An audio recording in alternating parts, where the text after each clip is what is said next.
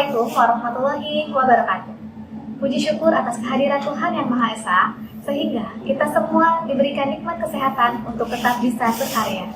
Perkenalkan, nama saya Dr. Tunjung Sari Karintias MPD dari Program Studi Pendidikan Guru Sekolah Dasar, Fakultas Ilmu Pendidikan Universitas Negeri Jakarta.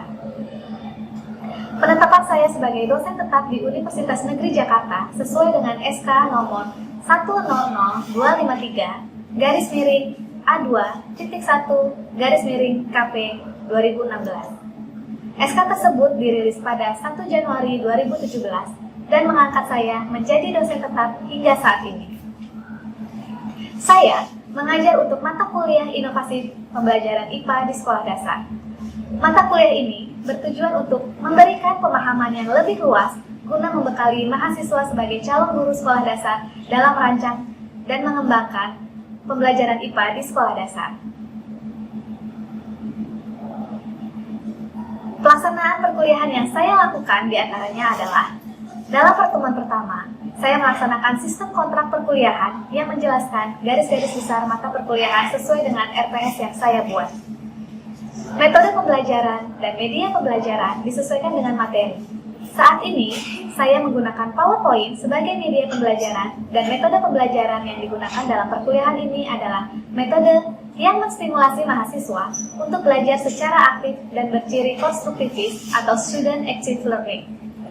Dengan menerapkan project based learning yang telah disesuaikan dengan metode DIA atau Delivery, Interaction, dan Assessment. Selain pelaksanaan perkuliahan, ada pun sistem UTS dan UAS yang saya terapkan pada perkuliahan ini. Karena perkuliahan ini mengacu pada bagaimana mahasiswa mengkonstruk pemahamannya dari apa yang mereka pelajari, maka dari itu, UTS yang sesuai diterapkan pada perkuliahan ini adalah dengan mengajak mahasiswa untuk melakukan observasi ke sekolah dasar guna mencari informasi terkait perkuliahan. Setelah temuan yang mereka catat mereka olah untuk dijadikan bahan kajian dalam bentuk laporan observasi. Tidak hanya itu, terkait dengan UTS dalam melakukan observasi ke sekolah dasar, UAS juga dilakukan. Sekian dan terima kasih. Wassalamualaikum warahmatullahi wabarakatuh. Assalamualaikum warahmatullahi wabarakatuh. Waalaikumsalam warahmatullahi wabarakatuh. Ya, terima kasih kepada teman-teman mahasiswa yang sudah hadir tepat waktu. Gimana kabarnya? Oke, semangat ya, karena kita masih pagi. Hari ini kita akan melanjutkan perkuliahan. Karena ini kita masih di awal semester, jadi kita akan mempelajari beberapa hal dasar yang menjadi pengantar pada perkuliahan kita. Nah, kan kuliah kita ini mengenai bagaimana teman-teman itu bisa mempelajari atau bisa mengajarkan IPA nanti di sekolah dasar. Maka dari itu pentingnya kita mengambil mata kuliah ini, yaitu mata kuliah inovasi pembelajaran IPA di sekolah dasar. Oke, baik. Sudah siap semuanya? Siap. Oke. Minggu lalu kan kita sudah melakukan kontrak perkuliahan, ya. Sudah banyak hal-hal yang kita sepakati terkait juga dengan UTS dan UAS. Jadi nanti teman-teman juga ada penilaian secara individu, secara kelompok. Nah, kalau penilaian individu itu nanti Ibu lihat keaktifannya ketika teman-teman mengikuti perkuliahan bersama saya. Nanti teman-teman kan juga ada presentasi kelompok, ya. Nah, itu juga nanti menjadi tambahan penilaian dalam bentuk tugas kelompok. Ya, sampai sini bisa dipahami? Oke, nah ini akan menjadi pengantar ketika nanti teman-teman akan ke sekolah. Nah, apa sih pengantarnya? Pengantaran terkait hakikat IPA.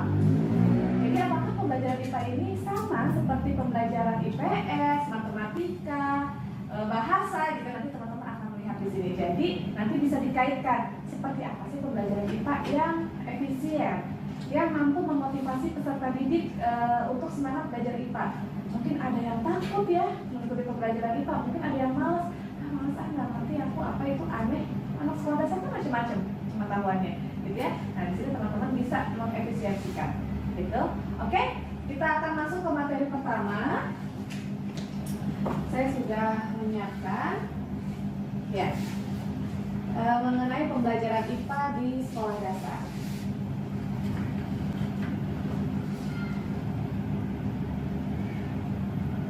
Ada pun beberapa hal yang teman-teman perhatikan. Di antaranya pertama ada hakikat IPA di sekolah dasar itu sendiri seperti apa, ya. secara umum IPA memang punya hakikat yang sama gitu ya. Bagaimana mempelajari fenomena alam, perubahan bentuk-bentuk lingkungan sekitar, lalu ada teori-teori yang mendasari. Tetapi nanti secara khusus IPA di SD itu seperti apa? Kita sesuaikan dengan karakteristik pada peserta didiknya, gitu ya. Kemudian ada fungsi pembelajaran IPA di sekolah dasar. Selanjutnya ada karakteristik pembelajaran IPA di sekolah dasar, dan yang terakhir tujuan pembelajaran IPA di sekolah dasar. Ya, langsung saja untuk menyingkat waktu.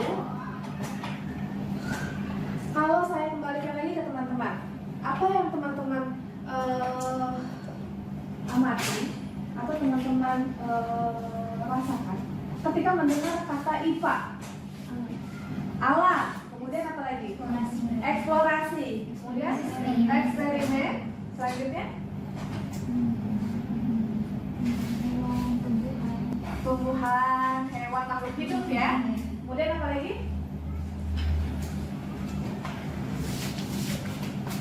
Nah, tantangan teman-teman nanti sebagai calon guru sekolah dasar adalah mampu menjelaskan fenomena yang terjadi di alam dengan bahasa yang mereka mudah pahami.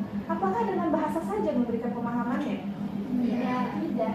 Harus diikuti dengan beberapa tahapan pembelajaran yang mampu menjembatani mereka menyadari bahwa ini ada proses fenomena-fenomena yang terjadi. Bisa dengan praktikum, bisa dengan observasi, lalu dengan pengamatan sederhana, atau mengkonstruk pemikiran sendiri, ya, mengkonstruk pengetahuannya sendiri, seperti itu. Baik, terima kasih atas jawabannya. Jadi memang kurang lebih seperti itu ya. Hakikat pembelajaran IPA itu sendiri adalah pembelajaran yang sangat natural. Bagaimana kita mempelajari gejala alam ini yang ada di bumi ini secara berkesinambungan.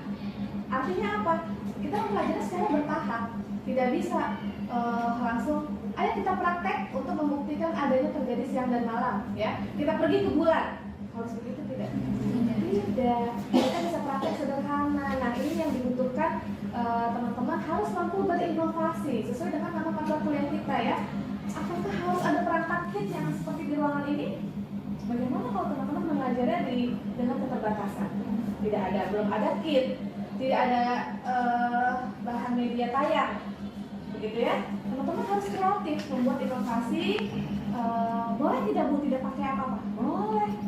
Anak-anak saja kita jadikan sebagai modelnya. Ayo kamu jadi matahari, kamu jadi bumi, teman-teman jadi apanya? Mereka sama-sama berotasi. Nanti perannya ada bagaimana menunjukkan siang dan malam. Oh, ternyata si bumi ini yang mengelilingi matahari itu, yang berkeliling itu bumi atau matahari? Bumi mengelilingi matahari. Nanti ada valet-valet lain, teman-teman boleh. Nah, matahari berarti diam aja ya. Boleh kita bikin matahari itu sebagai sumber cahaya. Yang menjadi role model sebagai matahari, mungkin dia punya bawah center atau apa ya sebagai sumber cahayanya. Nanti ketika bumi mengitari, ya sudah dia kena cahaya. Itulah terjadinya. Bagian yang kena cahaya itu yang mengalami proses terjadinya siang hari. Bagian yang tidak terkena cahaya itu saat terjadinya malam hari. Nah, itu yang dikatakan pengamatan atau eksperimen atau observasi praktik gitu ya mengenai gejala-gejala alam yang ada di bumi secara sistematis. Apa sih sistematis itu? Berurutan sesuai tahapannya, step by step. Selanjutnya, kalau menurut Samatoa, beliau juga menjelaskan bahwa IPA sebagai deretan konsep serta skema konseptual yang berhubungan satu sama lain dan yang tumbuh sebagai hasil eksperimentasi dan observasi untuk dikembangkan lebih lanjut. Artinya apa kira-kira? Bisa dikembangkan lebih lanjut. Jadi misalnya untuk membuktikan proses terjadinya makhluk hidup atau ciri-ciri makhluk hidup. Biasanya nih di sekolah dasar, karena ini sangat sederhana dan mudah, pasti teman-teman sudah pernah mencoba praktikum menanam biji kacang hijau. Ya. Itu untuk apa sih? Kira-kira masuk dalam materi apa kalau di IPA? Pertumbuhan atau tumbuhan? Mungkin ada yang caranya mempelajari proses tumbuhnya tumbuhan, tapi bisa juga masuk ke dalam ciri-ciri perkembangan makhluk hidup.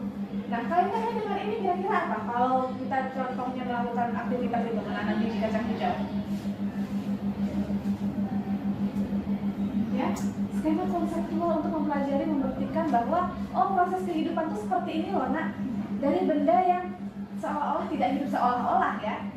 Nah, ternyata bisa menjadi benda yang hidup kembali. Kalau dari biji kacang tumbuhan, dia itu kan ibaratnya seperti sementara tidak hidup. Tetapi ketika ada media yang memungkinkan untuk mereka tumbuh, mereka akan hidup lagi. Itu namanya fase dormansi. Ya, kalau pada tumbuhan pada biji-bijian gitu ya, ketika dia biji yang tidak bisa misalnya menjadi pasir, tapi dia harus bisa tumbuhnya di tanah. Ketika dia terletak di pasir, dia tidak akan tumbuh karena tidak ada mineral yang mendukung mereka untuk bertumbuh atau tidak adanya cahaya gitu ya. Biasanya praktik pada biji kacang hijau itu dibikin 2 dalam 1 orang, 1 di luar ruangan, 1 di dalam ruangan. Lalu mereka mengamati cukup 1 hari atau lebih, bisa 2 minggu prosesnya. Itu yang dikatakan dikembangkan lebih lanjut. Mungkin cukup seminggu, tapi saya mau melanjutkan sampai ke 2 minggu. Seperti apa sih yang terjadi? Misalnya pada hari pertama saya basahkan kapas, lalu ditaruh biji kacang hijau, boleh 1-2 dalam 1 wadah, yang 1 taruh di luar ruangan, yang 1 di dalam ruangan. Apa yang membedakan? Kira-kira anak nurut aja atau ada yang kritis? Kenapa Bu 1 di luar, 1 di dalam? Nanti kalian akan tahu. Mau begitu? Karena dia akan mengkonsep pemikiran. Kalau kita terus amati, terus kita bantu dalam mencari jawaban dari sebuah permasalahan, mereka tidak akan mampu mengkonstruk pemikiran. Nanti kita amati, teman-teman sudah ibu berikan lembar pengamatannya. Silahkan diamati ya. Jangan lupa tanggal dan jamnya. Kita bimbing mereka agar mereka bisa mengamati secara mandiri.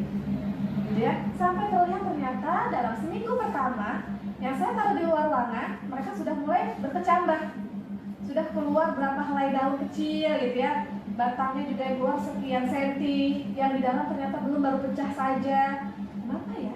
Mereka belum tahu misalnya. Ternyata yang di luar karena ada pengaruh faktor dari cahaya atau sinar matahari.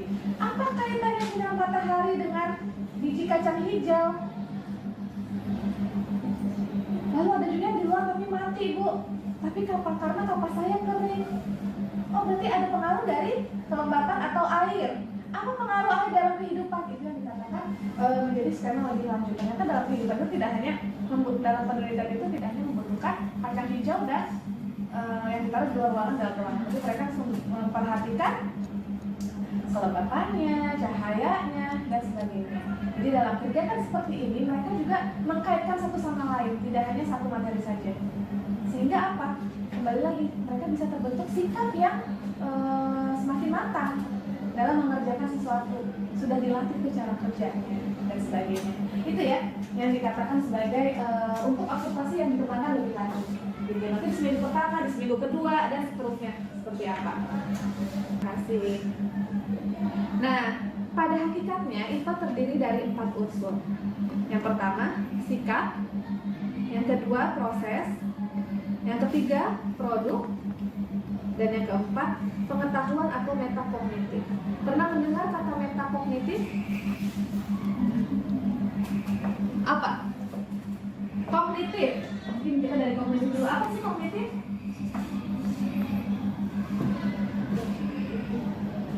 Kemampuan berpikir yang dilandasi oleh pengetahuan yang dimiliki ya. Lalu kalau metakognitif itu apa kira-kira? Meta itu gabungan atau beberapa hal pengetahuan yang menjadikan satu ya. Jadi ketika untuk belajar IPA, apakah yang dibutuhkan pengetahuan IPA saja? Tidak. Bahasa perlu tidak? Matematika perlu tidak? Kemudian agama perlu tidak? Perlu. Kita tidak bisa, dan makanya perlunya ada kurikulum yang berkesinambungan. Begitu ya. Ini yang dikatakan metakognitif. Jadi sebetulnya ini saya kurang berkaitan gitu ya, tetapi unsur ini saling berkaitan satu sama lain. Ketika kita memiliki pengetahuan, kita bisa mempelajari itu dengan proses atau metode yang tepat. Itu yang dikatakan pada tahap proses pembelajarannya. Prosesnya metodenya dengan secara ilmiah. Setelah mempelajari itu kita akan mendapatkan penemuan kan? Oh ternyata saya memiliki teman-teman tadi. Oh ternyata hujan itu prosesnya seperti ini loh. Ternyata siang malam seperti itu. Ternyata menanam biji kacang hijau akan menjadi tanaman yang baru. Biji kacang hijau itu kalau keluar dari tanaman apa sih? Toge, ya. Pasti rata-rata mereka juga sudah lihat bentuk toge seperti apa.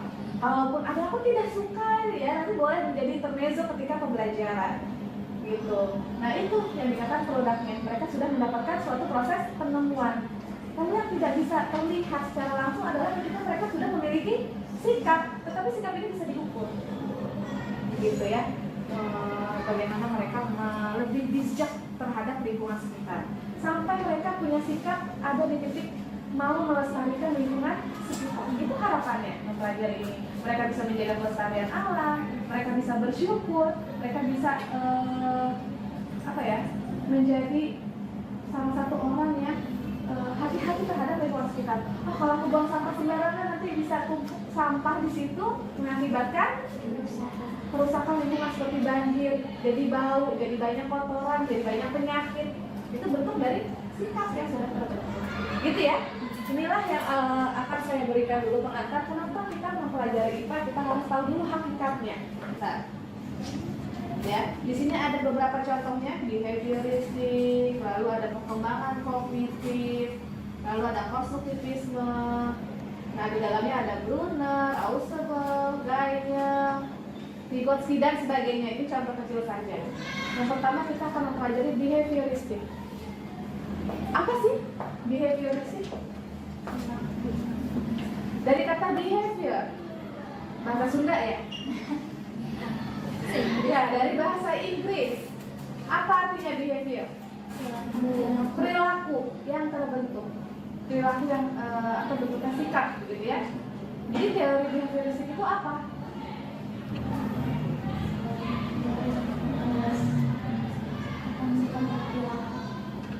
Apakah hanya membahas sikap dan perilaku saja? Kalau dikaitkan dengan belajar dengan perilaku apa kira-kira?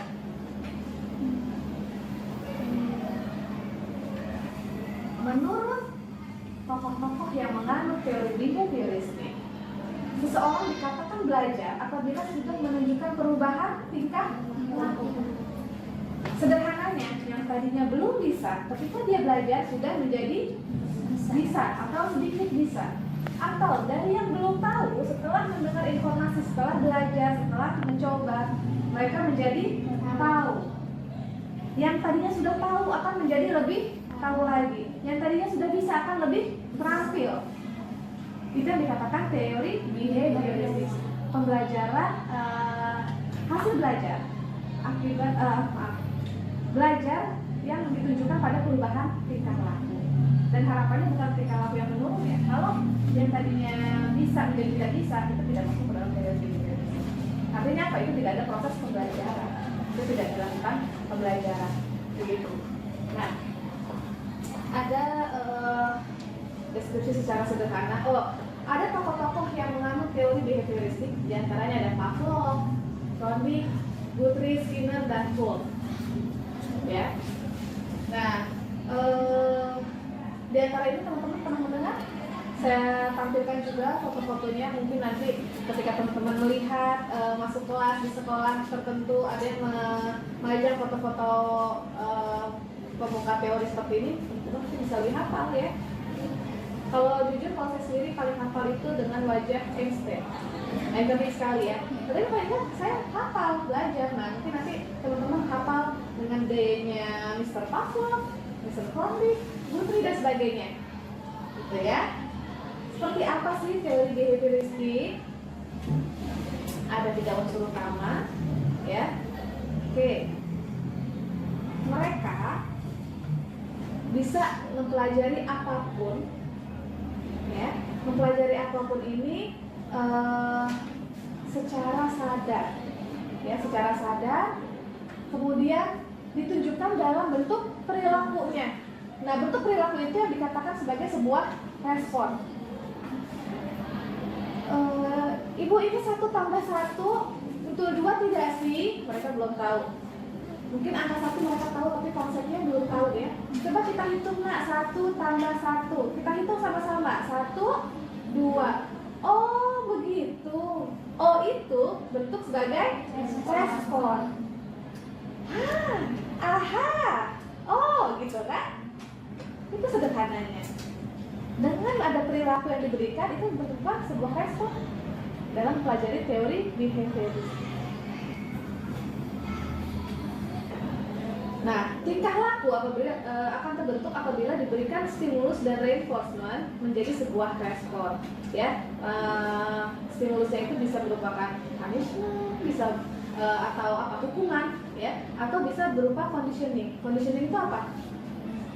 Pengkondisian yang dilakukan secara rutin, continue, tidak boleh terpatah-patah atau hanya sekali saja. Itu namanya bukan conditioning, tapi harus secara continue. Nah, ini bisa diterapkan dalam pembelajaran IPA tidak? Bisa ya, nanti kita sesuaikan begitu. Selanjutnya ada teori belajar kognitif. Tadi kognitif itu apa?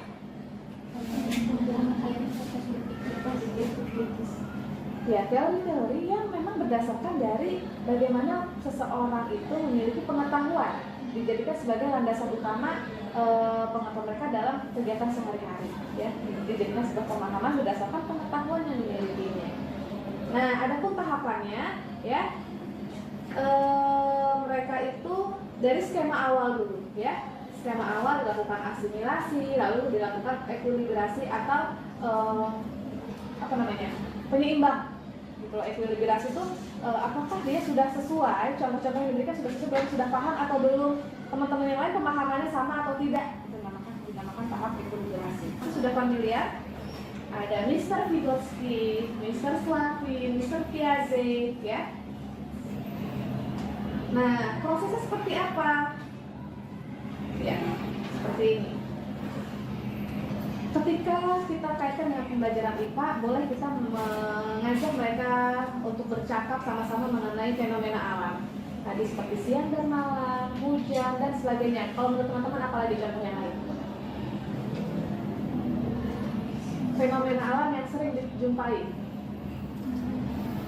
Petir. Ya. Proses terjadinya petir itu kalau biasanya petir itu ketika pas ada hujan atau sebelum hujan. Dan biasanya gejala-gejala yang bisa mereka rasakan sebelum petir ada kilat. Ya. Begitu. Nah, itu kan mereka sudah punya pengalaman. Ada kilat, pasti sebentar lagi ada bunyinya nih. Bisa pelan, bisa kencang. Nanti ada prosesnya. Nah, kita berikan informasi di dalamnya dari pengalaman itu. Informasinya berupa pengetahuan untuk dijadikan sebuah pemahaman. Nah, pengetahuan inilah yang bisa mereka terapkan dalam kehidupan sehari-hari dalam bentuk mereka punya sikap. Dari pengetahuan itu mereka bisa bersikap. Nah, itu yang dikatakan pada teori positivisme. Prosesnya seperti itu. Nah, menurut Piaget, ganteng ya, Mr. Piaget ya. Berwibawa sekali. Seseorang belajar melalui beberapa kumpulan konsep yang digunakan ketika berinteraksi dengan lingkungannya. Ya, jadi belajar itu tidak hanya tugas seseorang itu saja, tugas guru saja, tetapi interaksi dengan lingkungan. Dan menurut Vygotsky, tokoh teori konstruktivisme salah satunya ini adalah siswa akan dapat lebih mudah menemukan dan memahami konsep-konsep yang sulit apabila mereka dapat saling berdiskusi mengenai masalah dengan temannya. Mungkin temannya punya pengalaman yang lain, bisa saling sharing, bisa menambahkan atau menguatkan pemahaman yang sudah dimiliki oleh seseorang. Nah, ini juga terkait dalam pembelajaran kooperatif ya, atau active learning juga. Jadi bagaimana melibatkan mahasiswa, saling berkooperatif, teman dengan teman saling berdiskusi atau diberikan sebuah proyek. Akan membentuk scaffolding. Penganut teori belajar konstruktivisme ini mereka semua sangat melibatkan seluruh indera manusia yang dimiliki untuk kegiatan pembelajarannya. Tidak hanya audio saja, tidak hanya visual saja, tetapi bisa audio visual, bisa juga somatis ya. Alat tubuh kita dilibatkan. Karena apa? Menurut beberapa teori belajar, apabila kita belajar hanya mendengarkan saja, kemungkinan keberhasilan belajar yang dicapai hanya 30%. Tetapi ketika kita mendengar dan melihat, itu bisa 40%. Jadi bagaimana pembelajaran itu agar berhasil? Mungkin kita tidak usah pasang 100%, 85 atau 90% saja. Ketika memang kita libatkan secara utuh, kita aktifkan semua inderanya untuk ikut belajar. Sampai ada titik mereka bisa mengkomunikasikan pengetahuannya. Artinya mereka sudah dikatakan mereka paham atas apa yang mereka pelajari. Jadi betul teori konstitusi ini kira-kira cocok atau tidak? Cocok. Ya, jadi kurang lebih seperti ini beberapa materi yang bisa saya sampaikan kepada teman-teman mengenai bagaimana kita melakukan inovasi pembelajaran IPA di sekolah dasar. Pertama kita harus tahu dulu hakikat pembelajaran IPA. Lalu kita setelah belajar beberapa teori yang sesuai untuk pembelajaran IPA, teman-teman nanti boleh memilih lagi. Sampai sini teman-teman sudah ada gambaran? Sudah ya? Saya akan memberikan tugas proyek sederhana kepada teman-teman secara berkelompok. Silakan teman-teman membentuk kelompok. Di sini ada 5 hal yang harus kita diskusikan secara bersama-sama. Jadi mungkin silakan bentuk 5 kelompok. Tugas teman-teman mendiskusikan penerapan dari beberapa tokoh-tokoh ini dalam pembelajaran IPA dan berikan contohnya. Sampai sini ada yang mau bertanya? Sudah ya, silakan membentuk kelompoknya masing-masing. Saya berikan waktu kurang lebih 10 menit cukup untuk berdiskusi ya. Nanti hasil diskusinya teman-teman boleh sampaikan di depan secara berkelompok. Siap ya? Silakan dikerjakan.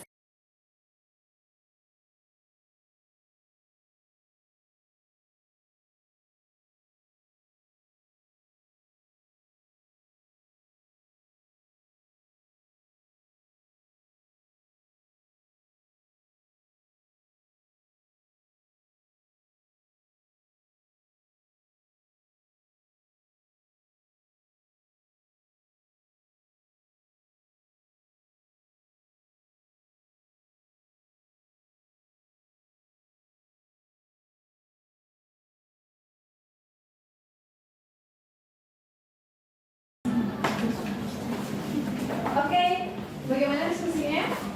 Sudah 10 menit, saya rasa sudah cukup ya. Kalau dari 5 teori ini sih saya rasa ini bisa random nih, boleh. Kira-kira siapa? Atau mau dari kelompok 1 dulu berurutan atau mau random? Yang menyampaikan hasil diskusinya? Random, oke, berarti saya boleh menyebutkan ya. Mungkin dari teori Vygotsky dulu. Silahkan disampaikan hasil temuannya, kita simak sama-sama ya. Assalamualaikum warahmatullahi wabarakatuh. Waalaikumsalam. Kami dari kelompok 1 izin mengeluarkan. Boleh dibacakan suaranya? Perkenalkan, kami dari kelompok 1, saya Natasha Jaka. Saya Ania Cherianti. Kami akan mempresentasikan hasil diskusi kami mengenai teori Vygotsky dalam penerapan pembelajaran.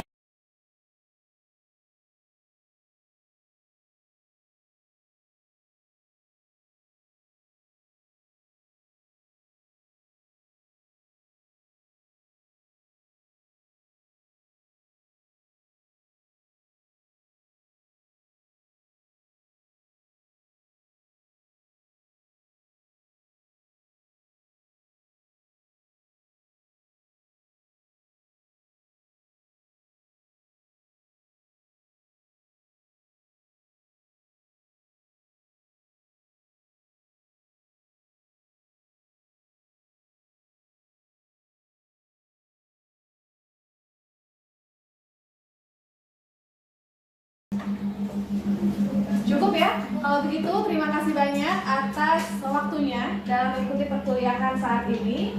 Saya harap di materi selanjutnya diskusi kita akan lebih seru, lebih matang, dan lebih kompleks lagi terkait dengan bagaimana mempelajari IPA di sekolah dasar. Saya ucapkan terima kasih atas kerjasamanya. Mohon maaf juga apabila ada salah kata yang tadi saya sampaikan. Bila Taufik wal Hidayah. Assalamualaikum warahmatullahi wabarakatuh.